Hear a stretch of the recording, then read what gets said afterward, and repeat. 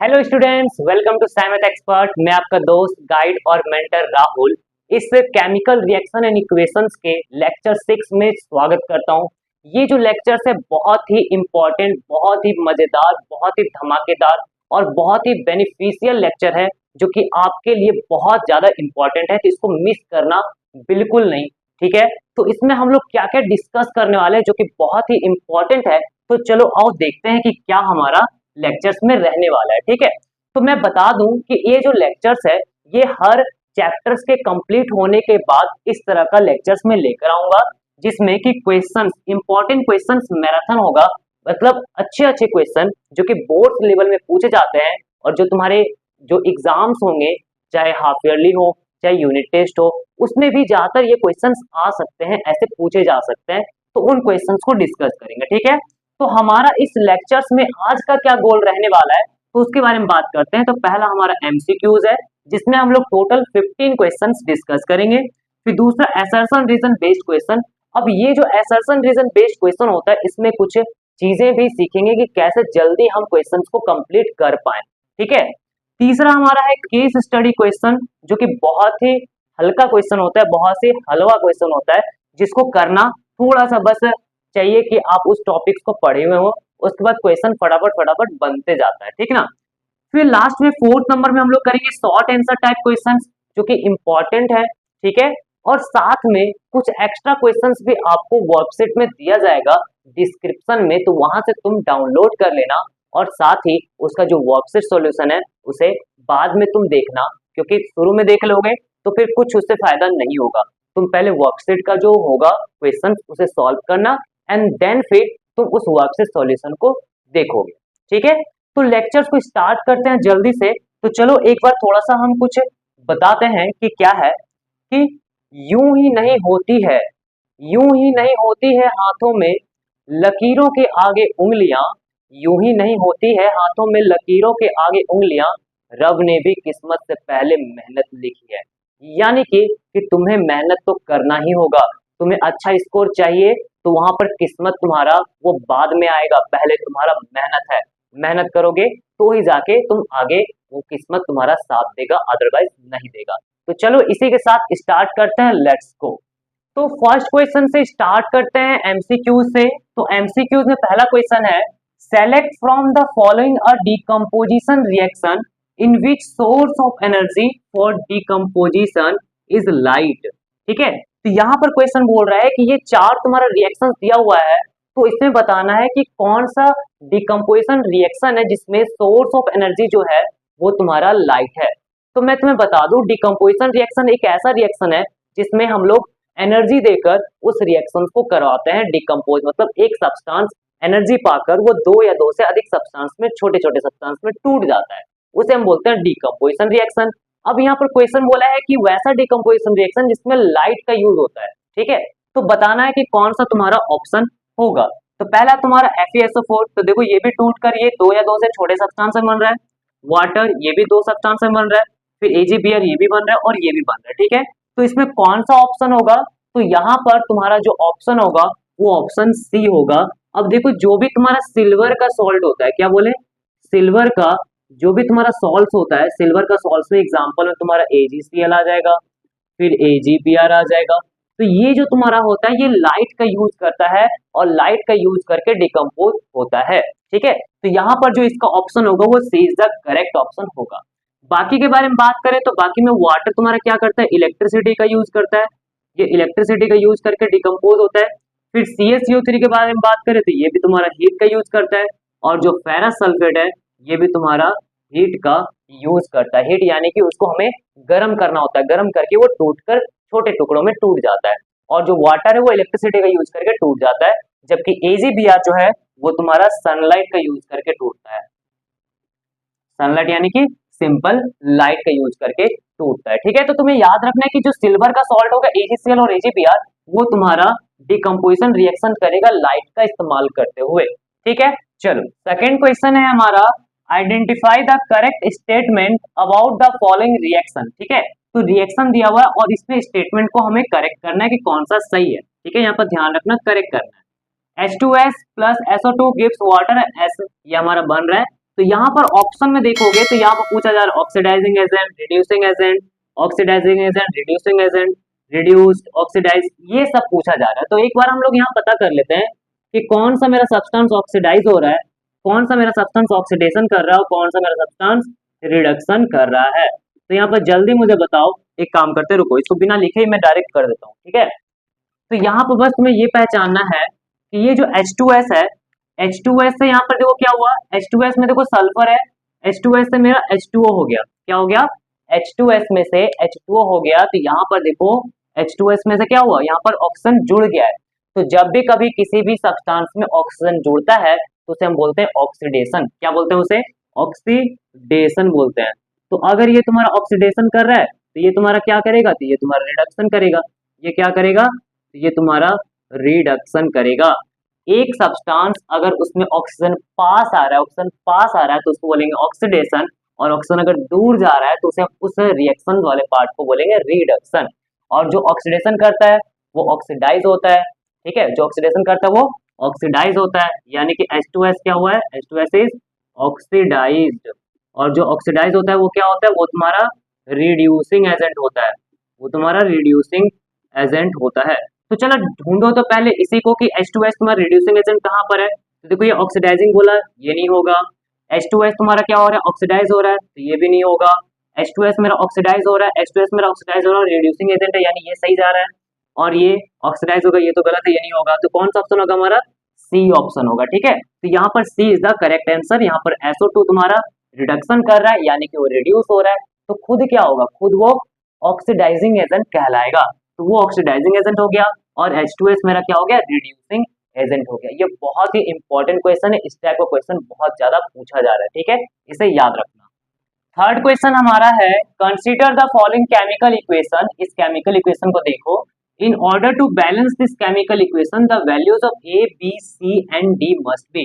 यानी कि अगर इस केमिकल इक्वेशन को बैलेंस किया जाए तो यहाँ पर A, B, C और D मेरा क्या क्या होगा वैल्यूज में, वो हमें बताना है। यानी कि ये जो तुम्हारा फॉर्मूलाज है, फॉर्मूलाज का जो कॉफिशिएंट है वो तुम्हारा क्या होगा वो बताना है जब ये बैलेंस हो जाएगा। तो चलो इसे बैलेंस कर लेते हैं एक बार। ये Al2O3 है और ये कंबाइन कर HCl के साथ, और क्या दे रहा है, AlCl3 दे रहा है, और यहाँ पर वाटर तुम्हारा दे रहा है। तो सबसे पहले कैसे करेंगे, कौन सा रूल का, मेटल, नॉन मेटल, ऑक्सीजन और हाइड्रोजन, जो कि सबसे इजी मेथड होता है तुम्हारा, उसको लगाओ। बाकी मेथड्स भी इजी है लेकिन वो सबसे ज्यादा आसान होगा तुम्हारे लिए, ठीक है। तो यहाँ पर देखो metals, non metals, oxygen, hydrogen में क्या होता है, पहले मेटल्स को बैलेंस करते हैं एंड देन फिर नॉन मेटल्स को, उसके बाद फिर ऑक्सीजन को एंड देन फिर हाइड्रोजन को। तो मेटल यहाँ पर कितना दिख रहा है, Al2 है, यानी कि 2 मेटल है, तो 2 मेटल है, यहाँ पर क्या लगा देंगे, 2 लगा देंगे। कितना लगा देंगे, 2 लगा देंगे, तो 2 हो गया तुम्हारा। अब यहाँ पर देखो उसके बाद नॉन मेटल कौन सा है, क्लोरीन। क्लोरीन यहाँ पे कितना, 1, यहाँ पे कितना है, 2 3 जा 6।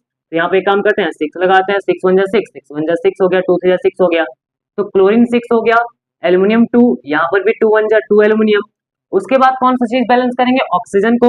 ऑक्सीजन यहाँ पर दिख रहा है 3, यहाँ पे दिख रहा है 1, तो क्या करेंगे यहाँ पर 3 लगा देंगे, तो 3 ऑक्सीजन हो गया, यहाँ पर भी 3 ऑक्सीजन। हाइड्रोजन चेक करो, तो यहाँ पर 6 1 जा 6 हाइड्रोजन, यहाँ पर 3 2 जा 6 हाइड्रोजन, ये अब बैलेंस हो चुका है पूरी तरह से। तो अब मुझे बताओ कि इसके आगे क्या दिख रहा है, कुछ नहीं, तो 1 लेंगे, ये 6 2 और 3, तो 1 6 2 3, 1 6 2 3, कौन सा ऑप्शन है, ए ऑप्शन है, ये तुम्हारा करेक्ट आंसर। तो इस तरह का क्वेश्चन बहुत ज्यादा पूछा जा रहा है, इसमें भी ध्यान रखना। फोर्थ नंबर क्वेश्चन हमारा है, the emission of brown fumes in the given experimental setup is due to. ठीक है, तो यहाँ पर बोल रहा है कि जो एक्सपेरिमेंटल सेटअप है, जो आपको स्क्रीन पर दिख रहा होगा, तो उस एक्सपेरिमेंटल सेटअप में ब्राउन फ्यूम जो एमिट हो रहा है, जो एमिशन हो रहा है, वो उस रिएक्शंस का बताना है, और उसके बारे में स्टेटमेंट जो यहाँ पर दिया हुआ है वो उसमें सही करना है कि कौन सा स्टेटमेंट सही है। ठीक है, तो वो जो स्क्रीन पर दिख रहा होगा, तो वहां पर आपको लेड नाइट्रेट के बारे में पता चल रहा होगा। लेड नाइट्रेट को बर्नर से हीट कर रहे हैं, तो हम लोग को पता है कि जब भी किसी लेड नाइट्रेट को अगर हम लोग बर्नर पर हीट करते हैं, तो हीट करने से क्या होता है, लेड नाइट्रेट को बर्नर पर हीट करने से एक ब्राउन कलर का फ्यूम दिखता है, ब्राउन कलर का गैस दिखता है। उस ब्राउन कलर का गैस का नाम है नाइट्रोजन डाइऑक्साइड, फिर ऑक्सीजन बनता है और साथ में क्या बनता है, लेड ऑक्साइड बनता है। ये हमारा ब्राउन फ्यूम्स होता है, क्या होता है, ब्राउन फ्यूम्स होता है। तो नाइट्रोजन डाइऑक्साइड जो बन रहा है वो हमारा ब्राउन फ्यूम्स है। तो हमें यहाँ पर स्टेटमेंट देखना और बताना है कि कौन सा स्टेटमेंट इस चीज के लिए सही है तुम्हारा। ठीक है, तो पहला है तो thermal decomposition of lead nitrate which produces brown fumes of nitrogen dioxide. Nitrogen dioxide का फॉर्मूला होता है NO2, जो कि हमने यहाँ पर लिखा हुआ है। तो नाइट्रोजन डाइऑक्साइड का ब्राउन फ्यूम्स प्रोड्यूस हो रहा है जब हम लेड नाइट्रेट को डिकम्पोज करते हैं। कौन सा decomposition? Thermal decomposition. Thermal decomposition वैसा डिकम्पोजिशन होता है जिसमें हम लोग हीट का इस्तेमाल करके चीजों को डिकम्पोज करते हैं, उसे छोटे छोटे टुकड़ों में तोड़ देते हैं। ठीक है, तो यहाँ पर जो ऑप्शन करेक्ट है वो हमारा ए ऑप्शन ही करेक्ट होगा। दूसरा ऑप्शन में देख लो क्या बोल रहा था कि ब्राउन फ्यूम्स प्रोड्यूस हो रहा है लेड ऑक्साइड का, ये मेरा गलत है। नाइट्रोजन डाइऑक्साइड हमारा ब्राउन फ्यूम्स होता है। तीसरा ऑप्शन है कि oxidation of lead nitrate forming lead oxide and nitrogen dioxide. यहाँ पर देखो ऑक्सीडेशन नहीं होता है, यहाँ पर क्या होता है हीट करते हैं और ये हमारा टूट के बिखरता है। ऑक्सीजन देखो बाहर निकल रहा है ना, तो ऑक्सीडेशन नहीं होगा। फिर oxidation of lead nitrate, oxidation होगा ही नहीं क्योंकि ऑक्सीजन बाहर निकल रहा है, इसका मतलब ये ऑक्सीडेशन नहीं हो सकता है। तो इतना बात समझ में आ गया, तो इसका ऑप्शन क्या है? A is the correct answer. Fifth question हमारा है कि which of the following is an example of endothermic process. ठीक है, तो यहाँ पर पूछ रहा है कि कौन सा हमारा इनमें से एंडोथर्मिक प्रोसेस होगा। तो एंडोथर्मिक प्रोसेस क्या होता है? वैसा प्रोसेस जिसमें हम लोग हीट का इस्तेमाल करते हैं। Heat is absorb during a reaction is known as endothermic process. ठीक है, या एंडोथर्मिक रिएक्शन। और इसका उल्टा एक होता है एक्सोथर्मिक रिएक्शन जिसमें हीट रिलीज होता है। तो अभी पूछ रहा है एंडोथर्मिक प्रोसेस में तो कौन सा होगा। तो यहाँ पर देखो ध्यान से, पहला है फॉर्मेशन ऑफ स्लैक लाइन। तो जब स्लैक लाइन बनता है तो बहुत ज्यादा मात्रा में हीट निकलता है, तो ये नहीं हो सकता है। दूसरा decomposition of vegetable matter into compost. तो याद रखना कि जो यहाँ पर डीकम्पोजिशन होता है वो तुम्हारा एंडोथर्मिक प्रोसेस होता है, चाहे कैसा भी डीकम्पोजिशन हो वो तुम्हारा एंडोथर्मिक प्रोसेस होगा। तुम्हारा आंसर क्या हो जाएगा? बी हो जाएगा। यहाँ पर decomposition of vegetable matter into compost, ये हीट बाहर से लेता है और जाके डीकम्पोजिशन करता है। तो हमारा B option is the correct answer. ये नहीं हो सकता, ये नहीं हो सकता, ये दोनों हमारा ऑप्शन नहीं होगा। चलो अब नेक्स्ट क्वेश्चन देखते हैं कि क्या है हमारा। A metal ribbon x Burns in oxygen with a dazzling white flame. ठीक है, एक मेटल एक्स है जो हमारा ऑक्सीजन में बर्न हो रहा है, डेजलिंग व्हाइट फ्लेम दे रहा है, फॉर्मिंग अ व्हाइट एस, और साथ में व्हाइट एस बना रहा है। व्हाइट एस मतलब राख बना रहा है। Why the correct description of X Y and the type of reaction is. X और वाई हमारा कौन सा है और टाइप ऑफ रिएक्शन हमारा कौन सा है वो भी हमें बताना है। तो यहाँ पर पहले याद करो कि अगर एक मेटल रिबन है तो रिबन वाला चीज तो हम लोग का सबसे पहला पार्ट में था कि मेटल रिबन हमारा कौन सा होता है, तो मैग्नीशियम। और मैग्नीशियम को क्या करते हैं, जब बर्न करते हैं ऑक्सीजन के साथ, बर्न्स इन ऑक्सीजन, तो ये जब जलता है तो व्हाइट डेजलिंग लाइट प्रोड्यूस करता है और साथ में एक एस बनाता है जो कि हमारा व्हाइट कलर का एस होता है। क्या बनाता है? ये बनाता है मैग्नीशियम ऑक्साइड। मैग्नीशियम ऑक्सीजन के साथ रिएक्शन करेगा, मैग्नीशियम ऑक्साइड बनाएगा। ठीक है, इसको बैलेंस करने के लिए यहाँ 2 लगाएंगे, यहाँ पर 2 लगाएंगे, ये हमारा बैलेंस हो गया। तो यहाँ पर बताओ मुझे कि x क्या हुआ जो रिएक्शन किया, तो x हमारा है Mg, और जो हमारा dazzling white flame forming a white S क्या बन रहा है, तो व्हाइट एस हमारा y यानी कि MgO बन रहा है। तो ऐसा देखो ऑप्शन कहाँ पर दिख रहा है, तो x equal to Mg, y equal to MgO, हमारा बी ऑप्शन है। और टाइप ऑफ रिएक्शन कैसा होगा? कॉम्बिनेशन। कॉम्बिनेशन का मतलब होता है जब दो रिएक्टेंट्स या दो से अधिक रिएक्टेंट्स आपस में कंबाइन करके एक सिंगल प्रोडक्ट बनाते हैं तो उसे हम बोलते हैं कॉम्बिनेशन। और यहाँ पर हमें क्लियरली दिख रहा है कि दो रिएक्टेंट्स आपस में कंबाइन करके एक प्रोडक्ट बना रहा है, तो ये हमारा क्या होगा? कॉम्बिनेशन होगा। और बाकी हमारा ऑप्शन नहीं हो सकता। ये CA है, CaO डिकम्पोजिशन में टूटता है। ठीक है ना, तो डिकम्पोजिशन में वैसा CA यहाँ पर ऑक्सीजन के साथ कंबाइन करके CO2 नहीं बनाएगा, डिकम्पोजिशन नहीं होगा, ये गलत है सारा। हमारा बी ऑप्शन सही है। चलो नेक्स्ट क्वेश्चन हम देखते हैं जो कि हमारा क्वेश्चन नंबर 7 है। Study the following chemical reaction. Study करो इसे। Na plus water gives NaOH plus hydrogen gas. ठीक है, the reducing agent in the reaction. अब इस रिएक्शन में जो रिड्यूसिंग एजेंट है वो बताना है। तो देखो रिड्यूसिंग एजेंट कौन सा होता है, तो जो ऑक्सीडाइज हुआ वो रिड्यूसिंग एजेंट। ऑक्सीडाइज कौन होता है, जो ऑक्सीडेशन किया वो ऑक्सीडाइज हुआ।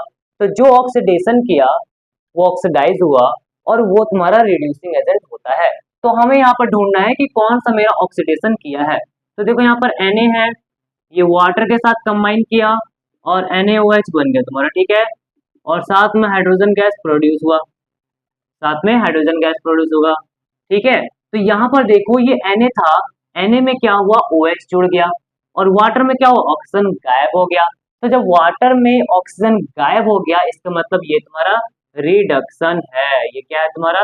रिडक्शन है। और Na में क्या हुआ तुम्हारा, NaOH जुड़ गया, यानी कि हमारा ऑक्सीडेशन है। तो Na क्या कर रहा है, ऑक्सीडेशन कर रहा है, इसका मतलब Na ऑक्सीडाइज हुआ, और जो ऑक्सीडाइज होता है उसे हम बोलते हैं रिड्यूसिंग एजेंट। तो यहाँ पर रिड्यूसिंग एजेंट क्या हो जाएगा, हमारा Na हो जाएगा। तो Na is the correct answer. चलो अब नेक्स्ट क्वेश्चन देखते हैं, क्वेश्चन नंबर 8, जो कि हमारा है zinc plus sulphuric acid gives zinc sulphate plus hydrogen gas. ठीक है, तो यहाँ पर जो दिया गया रिएक्शन है, बताना है कि इसमें से कौन सा रिएक्शन होगा। तो यहाँ पे याद रखो कि जब भी किसी मेटल को किसी भी एसिड के साथ अगर रिएक्शन करते हैं, तो वो हमारा जो रिएक्शन होता है वो डिस्प्लेसमेंट रिएक्शन होता है। क्या होता है, जब भी किसी मेटल को किसी एसिड के साथ रिएक्शन करते हैं तो वो हमारा डिस्प्लेसमेंट रिएक्शन होता है। मेटल हाइड्रोजन के ऊपर आता है मेटल एक्टिविटी सीरीज में, मेटल रिएक्टिविटी सीरीज में। इस कारण से मेटल क्या करता है, हाइड्रोजन को रिप्लेस कर देता है, वहां से हटा देता है। तो ये हो जाएगा तुम्हारा displacement reaction is the correct answer. Okay ना। नेक्स्ट 9 नंबर क्वेश्चन हमारा कह रहा है, in a double displacement reaction and the reaction between sodium sulphate solution and the reaction between sodium sulphate solution and barium chloride solution. ठीक है, तो एक double displacement reaction हो रहा है जो कि हमारा सोडियम सल्फेट सॉल्यूशन और बेरियम क्लोराइड के बीच में हो रहा है। तो यहाँ पर हमें ये 4 ऑप्शन दिया हुआ है, इस 4 ऑप्शंस में हमें करना है द करेक्ट ऑप्शन इज, इनमें से ढूंढना है कि कौन कौन सा मेरा इस चीज के लिए सही जा रहा है। ठीक है, और इस ऑप्शन से हमें टिक करना है कि कौन सा मेरा सही होगा। तो एक बार देख लो कि सोडियम सल्फेट और बेरियम क्लोराइड का रिएक्शन क्या होता है। तो सोडियम सल्फेट जो है वो हमारा Na2SO4 होता है। तो जब इसका रिएक्शन हम बेरियम सल्फेट यानी कि BaSO4 के साथ करेंगे, तो BaSO4 के साथ करने पर जब भी डबल डिस्प्लेसमेंट रिएक्शन होता है तो यहाँ पर एक प्रकार का पीपीटी बनता है। तो यहाँ पर देखो पीपीटी क्या होगा। तो पीपीटी बनाना है तो यहाँ पर आयंस का एक्सचेंज कराओ, ये NaSO4 के साथ कंबाइन कर लेगा, यहाँ पर BaCl2 है, यहाँ पर BaCl2 लेंगे तो Na क्या करेगा, Cl के साथ कंबाइन करेगा और हमारा बनाएगा NaCl। ठीक है, यहाँ पर जो इसका पॉजिटिव आयन है इसका नेगेटिव आयन के साथ कंबाइन करेगा और NaCl बनाएगा। फिर यहाँ पर सल्फेट और बैरियम मिलकर आपस में क्या प्रोड्यूस करेगा, BaSO4 प्रोड्यूस करेगा। तो यहाँ पर क्या देख रहे हैं हम कि BaSO4 बन रहा है और ये हमारा कैसा पीपीटी होता है, ये हमारा प्रेसिपिटेट होता है, ये व्हाइट कलर का प्रेसिपिटेट होता है, व्हाइट पीपीटी होता है। ठीक है, तो दो चीज का जब रिएक्शन किए तो यहाँ से एक व्हाइट पीपीटी बना और आयंस का एक्सचेंज हुआ। तो चलो देखते हैं कौन कौन सा ऑप्शन मेरा सही है। पहला, exchange of atoms takes place, no atoms takes place नहीं हो रहा, आयंस हो रहा है। Exchange of ions takes place, yes, B हमारा सही है। अब प्रेसिपिटेट इज प्रोड्यूस, ठीक है, एक प्रेसिपिटेट हमारा बन रहा है, ये भी मेरा सही है। And insoluble salt is produce, एक हमारा इनसॉल्युबल सॉल्ट प्रोड्यूस हो रहा है। तो देखो यहाँ पर जो प्रेसिपिटेट होता है वो तुम्हारा सॉल्यूशन में सॉल्युबल बिल्कुल नहीं होता है, इसका मतलब ये जो लास्ट ऑप्शन है वो भी हमारा करेक्ट है। तो डी ऑप्शन भी करेक्ट है। तो देखो कौन सा ऑप्शन जा रहा है जिसमें बी सी डी तीनों है, बी सी डी तीनों है, वो हमारा डी ऑप्शन है। तो D is the correct answer. देखो तो हमारा लास्ट क्वेश्चन नंबर 10 है, electrolysis of water is a decomposition reaction. ठीक है, तो वाटर का जो इलेक्ट्रोलाइसिस होता है वो हमारा डिकम्पोजिशन रिएक्शन है। The mole ratio of hydrogen and oxygen gases liberated during electrolysis of water, यानी कि जब हमारा वाटर इलेक्ट्रोलाइसिस करेगा, ठीक है, तो उसमें जो हाइड्रोजन और ऑक्सीजन गैस लिबरेट होगा उसमें मोल का रेशियो क्या है वो हमें बताना है। तो बहुत ही सिंपल क्वेश्चन है, तो इसे देखो कैसे करेंगे। तो यहाँ पर हमें बोला है कि हाइड्रोजन है, ओके, हाइड्रोजन क्या करेगा, सॉरी हाइड्रोजन, ये यहाँ पर हमारा वाटर है, वाटर क्या कर रहा है, वाटर में इलेक्ट्रिसिटी सप्लाई कर रहे हैं और इलेक्ट्रिसिटी सप्लाई करने पर ये हमारा हाइड्रोजन गैस और फिर ऑक्सीजन गैस में टूट जा रहा है। क्या हो रहा है, हाइड्रोजन गैस और ऑक्सीजन गैस में टूट जा रहा है। इसे बैलेंस कर लेंगे, तो बैलेंस करने के लिए यहाँ पर 2 लगाएंगे, यहाँ पर 2 हो जाएगा और ये बैलेंस हो गया। तो वाटर हमारा टूट कर हाइड्रोजन और ऑक्सीजन बन रहा है। हमें बताना है कि मोल का रेशियो क्या होगा हाइड्रोजन और ऑक्सीजन जो प्रोड्यूस हो रहा है। तो ध्यान दो, मोल का रेशियो बोला है तो तुम यहाँ पर क्या करोगे, जो भी यहाँ पर इसका कोफिशिएंट होता है, इसके आगे जो नंबर्स होता है वही तुम्हारा मोल का रेशियो होता है। तो यहाँ पर जो मोल रेशियो हो जाएगा वो तुम्हारा हो जाएगा क्या, तो यहाँ पर देखो कितना कोफिशिएंट है 2 और यहाँ पर कितना कोफिशिएंट है 1, तो 2:1 is the mole ratio of hydrogen and oxygen. तो बताओ यहाँ पर ऑप्शन कहाँ पर है, तो ऑप्शन हमारा बी है और ये हमारा करेक्ट आंसर है। ठीक है, तो जब भी मोल रेशियो बोलेगा तो कोफिशिएंट को आपस में रेशियो कर लेना, तो वो तुम्हारा मोल रेशियो होता है। ओके ना, चलो बढ़िया। अब इसके बाद हम लोग 5 क्वेश्चन और करेंगे असर्शन रीजन का, तो हमारा टोटल एमसीक्यू और असर्शन रीजन को मिलाकर 15 क्वेश्चन हो जाएगा। तो चलो असर्शन रीजन स्टार्ट करते हैं। तो अब हमारा assertion reason based question start हो रहा है। तो एक बार जल्दी से ऑप्शन देख लो कि चार ऑप्शन हमारा क्या है, जिससे कि हमें टिक करना काफी आसान हो जाए। ठीक है, तो दिया हुआ है पहला कि both A and R true. A और आर क्या होता है असर्शन रीजन में? असर्शन यानी कि तुम कुछ स्टेटमेंट दियो, आर यानी कि उसके उसके हिसाब से तुमने कुछ रीजन उसके लिए बताया है। ठीक है, तो उसे असर्शन को ए से लिखते हैं और रीजन को आर से। तो यहाँ पर both A and R true and R is the correct explanation of A. R जो है वो ए के लिए सही एक्सप्लेनेशन दिया गया है। बी ऑप्शन है both A and R true but R is not the correct explanation of A. A का करेक्ट एक्सप्लेनेशन आर मतलब रीजन हमारा नहीं है। ठीक है, तीसरा ऑप्शन है ए इज ट्रू मतलब हमारा असर्शन सही है but R is false, reason हमारा गलत है।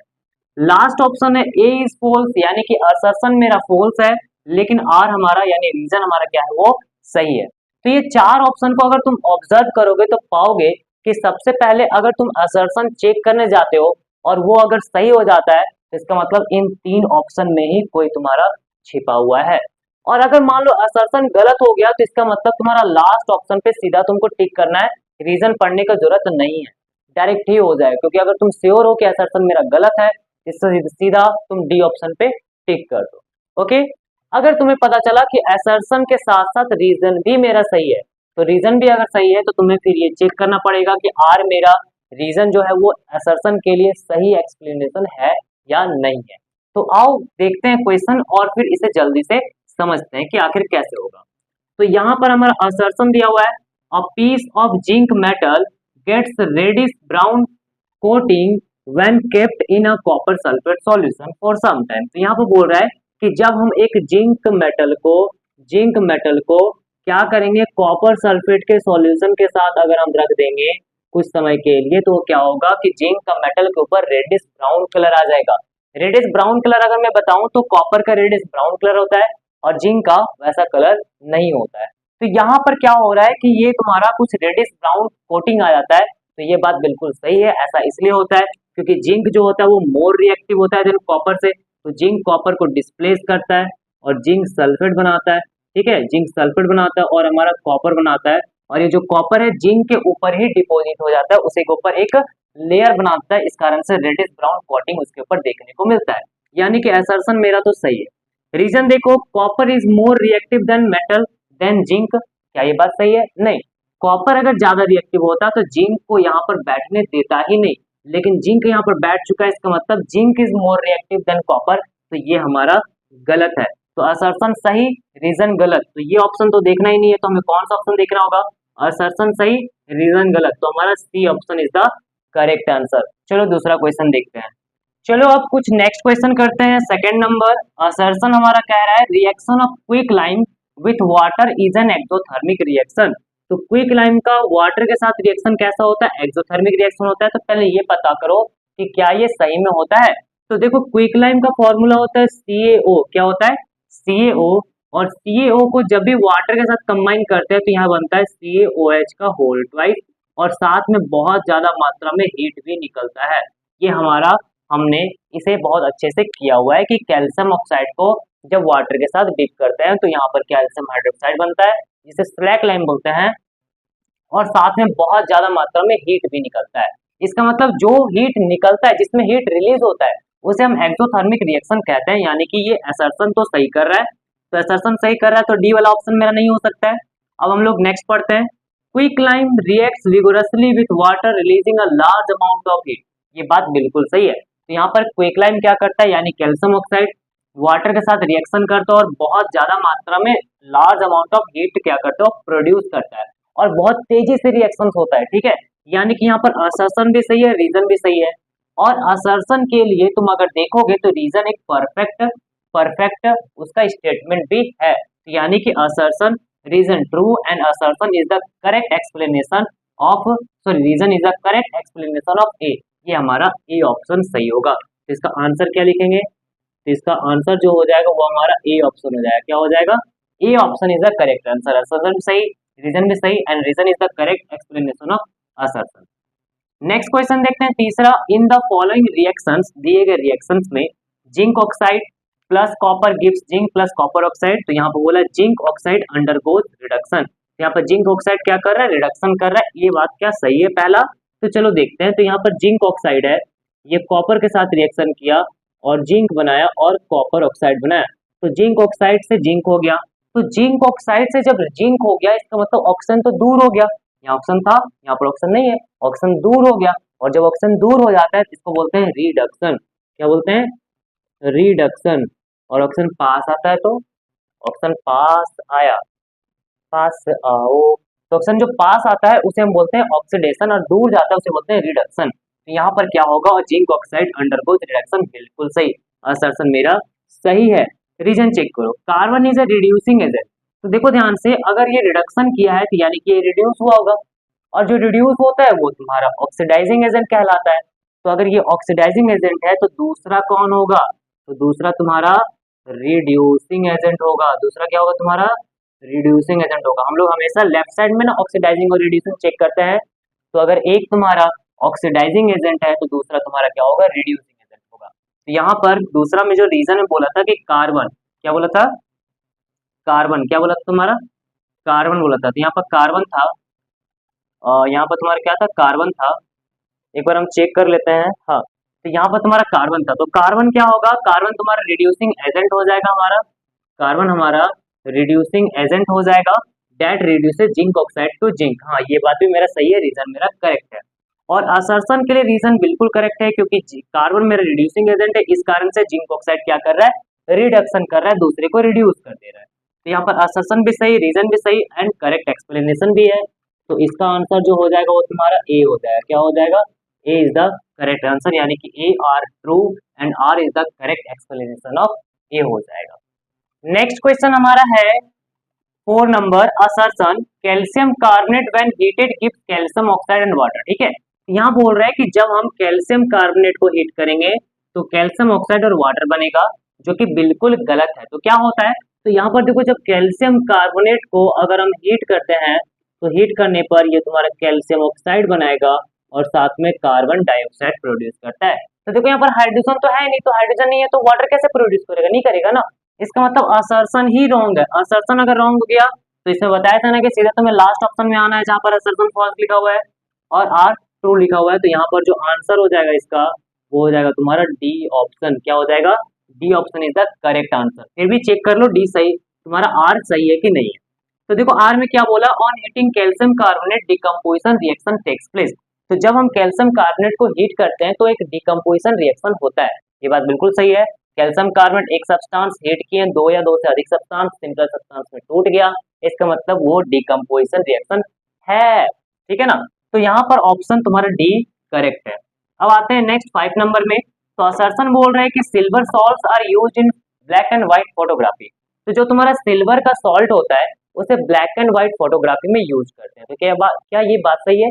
बिल्कुल सही है। और बहुत इंपॉर्टेंट है कि सिल्वर क्लोराइड जो तुम्हारा AgCl होता है, क्या बोल रहे हैं, AgCl, और जो तुम्हारा AgBr, इसको सिल्वर का सॉल्ट बोलते हैं। तो इसको हम लोग क्या करते हैं, ब्लैक एंड व्हाइट फोटोग्राफी में इस्तेमाल करते हैं। ये बिल्कुल सही है, यानी असर्शन तो मेरा सही है।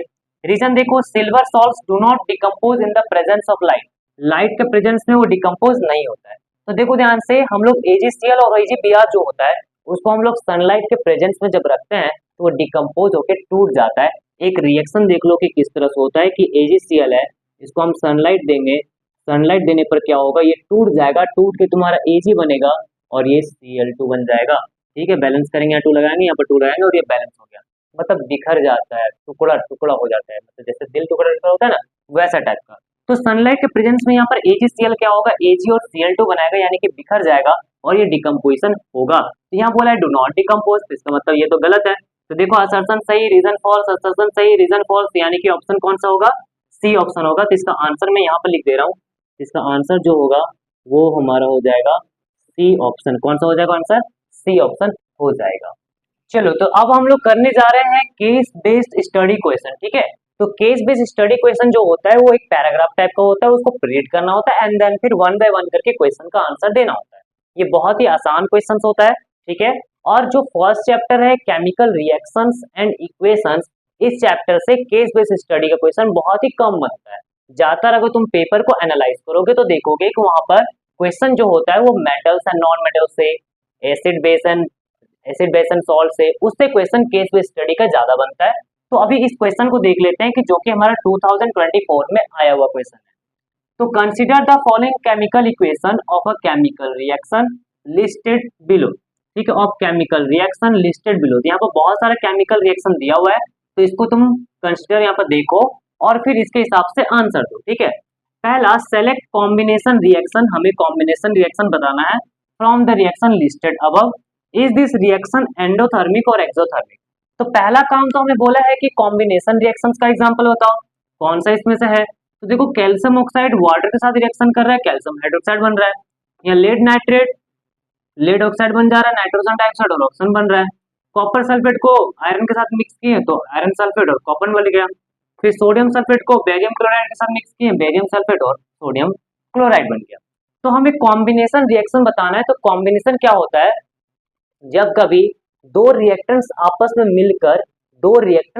मिलकर एक न्यू प्रोडक्ट बनाता है, उसे हम बोलते हैं कॉम्बिनेशन रिएक्शन। यानी कि दो रिएक्टेंट्स होगा या दो से अधिक रिएक्टेंट्स होगा, मिलकर एक कंपाउंड बना देगा। तो कौन सा दिख रहा है यहाँ पर, तो calcium oxide plus water gives calcium hydroxide, दो मिल रहा है एक बन रहा है। तो यहाँ पर जो कॉम्बिनेशन रिएक्शन है वो तुम्हारा कौन सा है, तो यहाँ पे लिखेंगे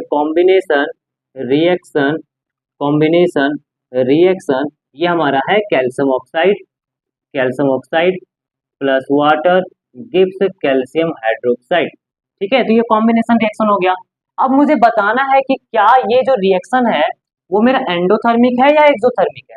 तो देखो एंडोथर्मिक वो रिएक्शन होता है जिसमें हीट एब्जॉर्ब होता है।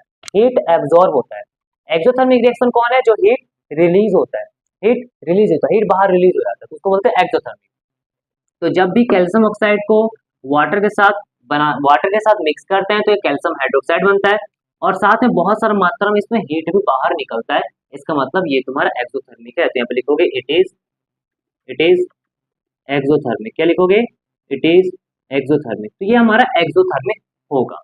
अब दूसरा क्वेश्चन देखते हैं क्या बोल रहा है, which one of this reactions represents a displacement reaction. इनमें से कौन सा तुम्हारा डिस्प्लेसमेंट रिएक्शंस को बता रहा है। Next, state the colour change observe in this reaction, और रिएक्शन में जो कलर चेंज हो रहा है उसे बताना है। तो डिस्प्लेसमेंट में क्या होता है कि एक हाई रिएक्टिव मेटल अपने से लो रिएक्टिव मेटल को डिस्प्लेस करता है और उसके जगह पर खुद वो चले जाता है और उस लो रिएक्टिव मेटल को हटाकर बाहर कर देता है। तो यहाँ पर देखो कहाँ पर ऐसा हो रहा है, तो देखो ये मेरा सॉल्ट है, थर्ड वाला देखना, इसमें आयरन है। तो आयरन जो होता है वो कॉपर से ज्यादा रिएक्टिव होता है। काशीनाथ का माली आलू जरा फीके यानी कि आयरन से पकाता है कुछ मतलब कॉपर। तो आयरन देखो ऊपर आया, कॉपर नीचे आया, इसका मतलब आयरन क्या करेगा, कॉपर को डिस्प्लेस करेगा। तो यहाँ पर आयरन जो हुआ कॉपर को डिस्प्लेस किया, आयरन सल्फर बनाया और कॉपर बनाया। तो यहाँ पर जो रिएक्शन है डिस्प्लेसमेंट रिएक्शन वो कौन सा है, तो डिस्प्लेसमेंट रिएक्शन। तो यहाँ पर जो तुम्हारा डिस्प्लेसमेंट रिएक्शन है वो हमारा है कॉपर सल्फेट। जब ये रिएक्शन कर रहा है आयरन के साथ तो ये बना रहा है आयरन सल्फेट और साथ में कॉपर प्रोड्यूस कर रहा है। अब देखो जब भी तुम्हारा डिस्प्लेसमेंट रिएक्शन होता है उसमें कलर का चेंजेस देखा जाता है कि पहले कुछ कलर था बाद में कुछ कलर आता है। तो यहाँ पर कलर क्या होता है, तो देखो कॉपर सल्फेट हमारा पहले ब्लू कलर का होता है और जब तुम्हारा आयरन सल्फेट बनता है तो ये ग्रीन कलर का हो जाता है। तो यहाँ पर लिखेंगे the colour changes from blue to green. तो ये क्या हो जाएगा, तुम्हारा ब्लू कलर से ग्रीन कलर हो जाता है। ये हमें लिखना है कि कलर हमारा ब्लू से ग्रीन हो जाता है। अब इसमें कुछ और क्वेश्चन है उसको भी देख लेते हैं। थर्ड क्वेश्चन हमारा है कि आइडेंटिफाई, थर्ड क्वेश्चन का पहला है identify from the above list a reaction in which thermal decomposition occur. तो हमें बताना है कि किस रिएक्शन में थर्मल डिकम्पोजिशन हुआ है। ठीक है, फिर दूसरा है right the balance chemical equation two represent thermal decomposition of ferrous sulphate. तो इसमें दो पार्ट बोला है। पहला पार्ट में बोला है कि इन चारों में से कौन सा तुम्हारा थर्मल डिकम्पोजिशन है। तो देखो डिकम्पोजिशन में क्या होता है कि एक सब्सटेंस को हम एनर्जी देते हैं और वो टूट कर दो या दो से अधिक सब्सटेंस में टूट जाता है। तो यहाँ पर थर्मल डिकम्पोजिशन वाला यानी कि हीट देंगे, एनर्जी के फॉर्म में क्या देंगे, हीट देंगे और वो टूट कर दो से अधिक सब्सटेंस से बन जाएगा। तो यहाँ पर केवल हमको तो एक टू ऑप्शन ही दिख रहा है जिसमें एक तुम्हारा रिएक्टेंस है टूट कर दो से अधिक प्रोडक्ट में तुम्हारा बन रहा है। तो हमारा जो थर्मल डिकम्पोजिशन रिएक्शन है वो हमारा टू वाला है। तो यहाँ पर लिखोगे thermal decomposition reaction, thermal decomposition reaction. तो कौन सा थर्मल डिकम्पोजिशन रिएक्शन है? द 2PbNO3 का होल ट्वाइस, और हमें क्या मिल रहा है? हमें मिल रहा है 2PbO प्लस 4NO2 और प्लस ऑक्सीजन। तो ये हमारा double displacement sorry thermal decomposition reaction हो गया। अब सेकेंड पार्ट में बोल रहा है कि हमें बैलेंस केमिकल इक्वेशन लिखना है, thermal decomposition of ferrous sulphate, ferrous sulphate का थर्मल डिकम्पोजिशन। तो देखो यहाँ पर सेकेंड पार्ट में क्या होगा, एंड जो हमारा फेरस सल्फेट है, फेरस सल्फेट का फॉर्मूला FeSO4 होता है। तो फेरस सल्फेट को जब हम लोग हीट करेंगे, यानी कि इसका थर्मल डिकम्पोजिशन करेंगे, तो हीट करने पर क्या होगा, यहाँ पर बनेगा तुम्हारा Fe2O3 फेरिक ऑक्साइड, और बनेगा सल्फर डाइऑक्साइड, और बनेगा सल्फर ट्राइऑक्साइड। ठीक है, तो यहाँ पर तीन चीज बनता है। जब हम फेरस सल्फेट को फेरस सल्फेट को अगर हीट करते हैं तो फेरिक ऑक्साइड बनता है, सल्फर डाइऑक्साइड बनता है, और मेरा सल्फर ट्राइऑक्साइड बनता है। तो यहाँ पर अब इसको बैलेंस भी करना है, तो चलो बैलेंस कर लेते हैं। यहाँ पर पहले हम लोग कौन सा बैलेंसिंग का ट्रिक लगाएंगे? तो metal, non metal, oxygen and then फिर हाइड्रोजन। तो मेटल यहाँ पर कितना है? 1, यहाँ पर कितना है? 2, तो हम क्या करेंगे? यहाँ पर 2 लगा देंगे। ओके, 2 आयरन, 2 आयरन हो गया। सल्फर कितना है? 1 2 जा 2, यहाँ पे कितना है? 1 + 1 2। ऑक्सीजन कितना है? 4 2 जा 8, यहाँ पे कितना है? 3 + 2 5 5 + 3 8, यानी बैलेंस है। तो ये हमारा करेक्ट आंसर है। अब इसका और वाला पार्ट को भी देख लेते हैं कि अगर तुम्हें क्वेश्चन में मान लो कि ये अगर नहीं आया तो और वाला पार्ट तुम कर सकते हो, वो देख लो। तो उसे देखते हैं। तो देखो यहाँ पर और के क्वेश्चन में थर्ड का और में क्वेश्चन दिया हुआ है कि right the word equation for the double displacement reaction given in the above list. तो जो तुम्हारा डबल डिस्प्लेसमेंट रिएक्शन इसमें दिया हुआ है उसका हमें वर्ड इक्वेशन लिखना है। ठीक है, तो यहाँ पर देखो डबल डिस्प्लेसमेंट कौन सा है? तो जो 4 नंबर है इसमें सोडियम सल्फेट बेरियम क्लोराइड के साथ रिएक्शन कर रहा है, बेरियम सल्फेट और सोडियम क्लोराइड बन रहा है। ये हमारा डबल डिस्प्लेसमेंट है क्योंकि इसमें आयंस का एक्सचेंज हो रहा है। तो देखो NaCl के साथ चला गया, सल्फेट Ba के साथ चला गया, और ये बन गया, यानी आयंस का एक्सचेंज हुआ है। तो उसका वर्ड इक्वेशन लिखना है। तो पहला वाला का जो डबल डिस्प्लेसमेंट रिएक्शन है उसका वर्ड इक्वेशन क्या होगा? तो इसे बोलते हैं सोडियम, इसे बोलते हैं सोडियम सल्फेट, इसे बोलते हैं सोडियम सल्फेट प्लस BaCl2 को बोलते हैं बेरियम क्लोराइड, बेरियम क्लोराइड इसे बोलेंगे। तो वर्ड इक्वेशन में क्या होता है, तुम्हें जो फॉर्मूलाज है उसे वर्ड में लिखना होता है। तो सोडियम सल्फेट हो गया इसका नाम बेरियम क्लोराइड, और क्या बना रहा है? तो ये बन रहा है बेरियम सल्फेट, बेरियम सल्फेट। और क्या बना रहा है? तो और बन रहा है हमारा सोडियम क्लोराइड, सोडियम क्लोराइड। ठीक है, तो यहाँ पर ये हमारा वर्ड इक्वेशन हो गया। अब इसके बाद आगे देखते हैं। तो giving reason state whether this reaction is a redox reaction और नॉट। तो हमें एक रीजन के साथ बताना है कि ये जो रिएक्शन है वो मेरा रेडॉक्स रिएक्शन है या नहीं है। तो मैं तुम्हें बता दूं कि जितना भी डबल डिस्प्लेसमेंट रिएक्शन होता है वो कभी भी रेडॉक्स रिएक्शन नहीं होता है, क्योंकि यहाँ पर आयंस का एक्सचेंज होता है। क्या होता है? एक्सचेंज ऑफ आयंस होता है। यहाँ पर ऑक्सीडेशन रिडक्शन यहाँ पर बिल्कुल नहीं होता है। तो यहाँ पर लिखेंगे कि सिंस, ये दूसरा पार्ट का आंसर है, since these reactions since these reactions involve only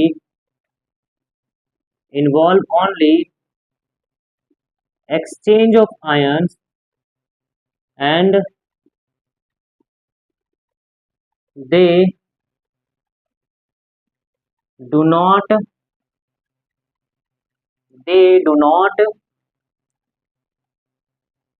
रुको यहाँ पर, since this reaction involve only exchange of ions, यहाँ पर आयंस का एक्सचेंज होता है और यहाँ पर ऑक्सीडेशन रिडक्शन रिएक्शन नहीं होता है। एंड लेकिन एंड यहाँ पर शॉर्ट कर देते हैं, and no oxidation, no oxidation और रिडक्शन रिएक्शन अकर। ठीक है, तो ये तो मेरा होता ही नहीं है। तो यहाँ पर ओनली एक्सचेंज ऑफ आयंस होता है, कोई भी ऑक्सीडेशन और रिडक्शन रिएक्शंस नहीं होता है। यहाँ लिखोगे so the given reaction is not a redox reaction, is not a redox reaction हो जाएगा। ठीक है, तो यहाँ पर हमारा क्वेश्चन का आंसर कुछ इस तरह से आया है कि यहाँ पर एक्सचेंज ऑफ आयन स्टेबल होता है, इसमें ऑक्सीडेशन रिडक्शन बिल्कुल नहीं होता है। इस कारण से ये हमारा जो डबल डिस्प्लेसमेंट रिएक्शन है वो एक रिडॉक्स रिएक्शन नहीं होता है, इस बात को याद रखना। ठीक है, अब कुछ हम लोग का शॉर्ट आंसर टाइप क्वेश्चन बच गया, उसको जल्दी जल्दी कंप्लीट करते हैं फटाफट एंड इसे कंप्लीट केस स्टडी क्वेश्चन करने के बाद अब हम लोग कुछ शॉर्ट क्वेश्चन आंसर करेंगे। तो पहला हमारा शॉर्ट क्वेश्चन आंसर है, zinc liberates hydrogen gas when reacted with dilute HCl whereas copper does not, explain why। तो देखो यहाँ पर जिंक क्या कर रहा है, हाइड्रोजन गैस लिबरेट कर रहा है जब वो डाइल्यूट HCl के साथ रिएक्शन कर रहा है, ठीक है, जबकि कॉपर जो है वो ऐसा नहीं कर रहा है। तो क्यों हो रहा है ऐसा? तो देखो जिंक जो होता है वो हाइड्रोजन से ज्यादा रिएक्टिव होता है, HCl में क्या मौजूद है, हाइड्रोजन। तो जिंक जो होता है रिएक्टिविटी सीरीज में अब जो हम याद करवाए हैं तुम्हें, उसमें हाइड्रोजन से ज्यादा रिएक्टिव होता है। काशीनाथ का माली आलू जरा फीके से पकाता है, काशीनाथ का माली आलू जरा, जरा मतलब जिंक होता है, फीके से पकाता है मतलब हाइड्रोजन होता है। तो जिंक ऊपर आया, हाइड्रोजन नीचे आया, इसका मतलब जिंक क्या करेगा, हाइड्रोजन को डिस्प्लेस करेगा और हाइड्रोजन वहां से निकल जाएगा, हाइड्रोजन गैस बन जाएगा। तो zinc is more reactive then hydrogen, so it displaces the hydrogen.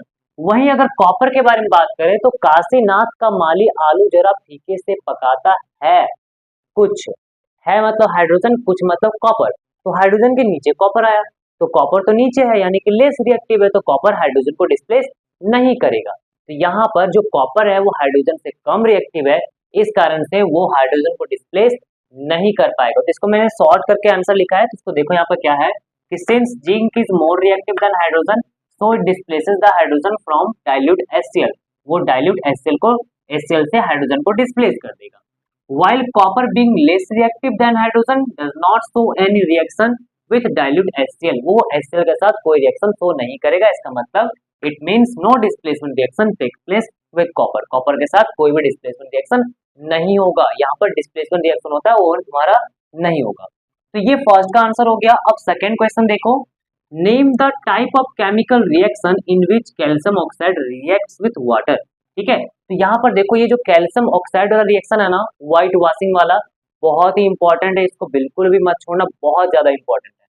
तो यहाँ पर क्वेश्चन बोल रहा है कि टाइप ऑफ केमिकल रिएक्शन बताना है किसमें, तो कैल्शियम ऑक्साइड जब हमारा रिएक्ट कर रहा है वाटर के साथ, तो कैल्शियम ऑक्साइड को वाटर के साथ जब रिएक्शन करते हैं तो हमारा बनता है कैल्शियम हाइड्रोक्साइड, जिसे हम स्लैक लाइम बोलते हैं। क्या बोलते हैं, स्लैक्ड लाइम बोलते हैं। ठीक है, और साथ में बहुत ज्यादा मात्रा में हीट निकलता है, तो दो चीज कंबाइन करके एक तीसरा चीज बन रहा है, इसका मतलब ये तुम्हारा होगा combination reaction.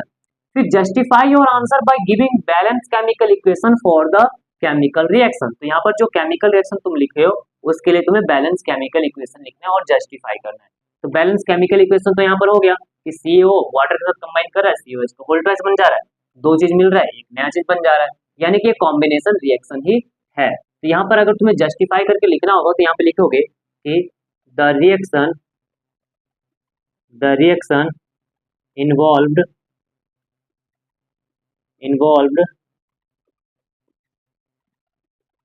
combination of two reactants and formed a single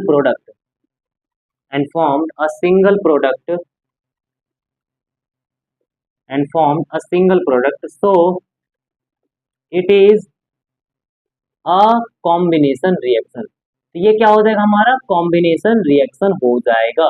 ठीक है, तो कॉम्बिनेशन रिएक्शन में क्या होता है कि दो चीज आपस में रिएक्ट करते हो, एक नया चीज बनता है। तो यहाँ पर वही चीज हो रहा है कि कैल्शियम ऑक्साइड वाटर दो रिएक्टेंट्स हो गया, आपस में रिएक्शन कर रहा है और एक नया सिंगल प्रोडक्ट बना रहा है जो कि हमारा कैल्शियम हाइड्रोक्साइड है, इसलिए ये क्या होगा, तुम्हारा एक कॉम्बिनेशन रिएक्शन होगा।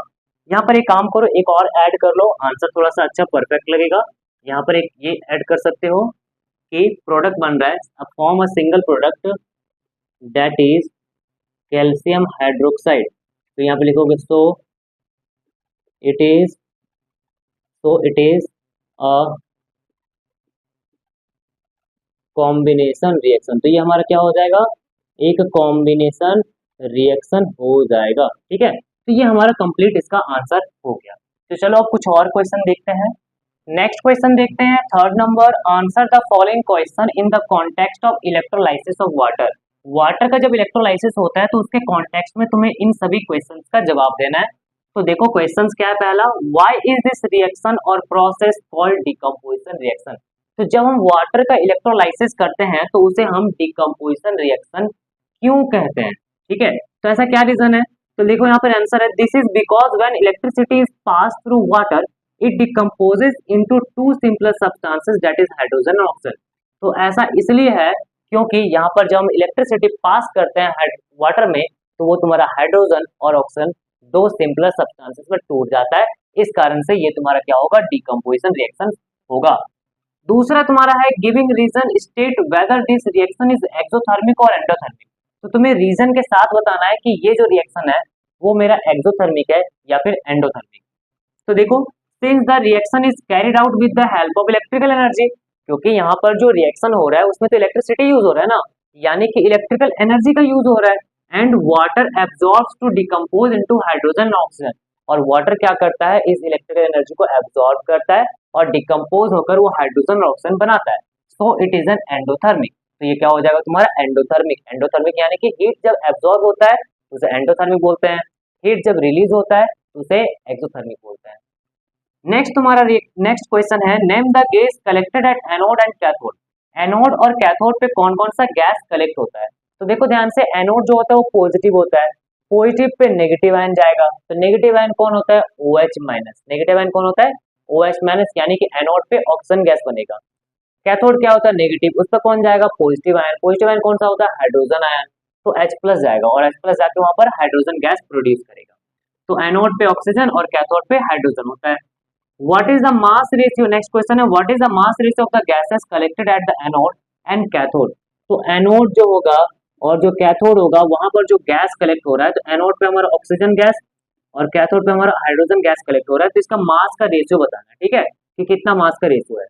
तो देखो यहाँ पर वाटर जो होता है वो जब रिएक्शन करते हैं तो यहाँ पर हाइड्रोजन और ऑक्सीजन बनता है, इसे बैलेंस करेंगे 2 और 2 हो जाएगा। तो यहाँ पर देखो हाइड्रोजन कितना आया, तो हाइड्रोजन का मास निकालेंगे तो 1 हाइड्रोजन का 2 होता है, तो 2 हाइड्रोजन का 2 और 2 2 से कितना हो गया 4 ग्राम, और हमको रेशियो निकालना ना इसके साथ, तो 4 ग्राम है और ऑक्सीजन का मास कितना है, तो 32 ग्राम है। तो एनोड पे जितना तुम्हारा मास है और कैथोड पे जितना मास है उसका क्या करेंगे, रेशियो निकालेंगे। तो एनोड पे 32 और कैथोड पे 4 है, तो इसको क्या करोगे, 4 से डिवाइड करोगे, 4 8 जा 32, 4 1 जा 4 आ गया, यानी कि हमारा आंसर कितना होगा, 8:1 होगा। तो मास रेशियो इज 8:1 आएगा, ठीक है ना। तो ये हमारा लास्ट रिएक्शन है, लास्ट रिएक्शन है ये वाला हमारा, ठीक है, मतलब लास्ट।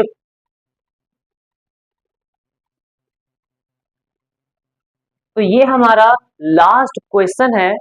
अब बाकी का जो क्वेश्चन है तुम्हारा वो डिस्क्रिप्शन में वर्कशीट में मिलेगा, उसे जरूर सॉल्व करना और उसका वर्कशीट सॉल्यूशन देख लेना, ठीक है। जो इंपॉर्टेंट क्वेश्चन है उसी का मैं वर्कशीट बना रहा हूँ, उसे अच्छे से सॉल्व करना, ठीक ना। तो ये पूरा कंप्लीट हो गया है, केमिकल रिएक्शन एंड इक्वेशन पूरी तरह से कंप्लीट है। नेक्स्ट जो चैप्टर है हम लोग वो लाइट के बारे में पढ़ने वाले हैं, फिजिक्स का पहला चैप्टर लाइट के बारे में पढ़ेंगे, ठीक है। तो आज के लिए यहीं तक, तब तक के लिए बाय बाय, गुड बाय, अच्छे से पढ़ाई करते रहो और अपने हेल्थ का ध्यान रखो, बाय।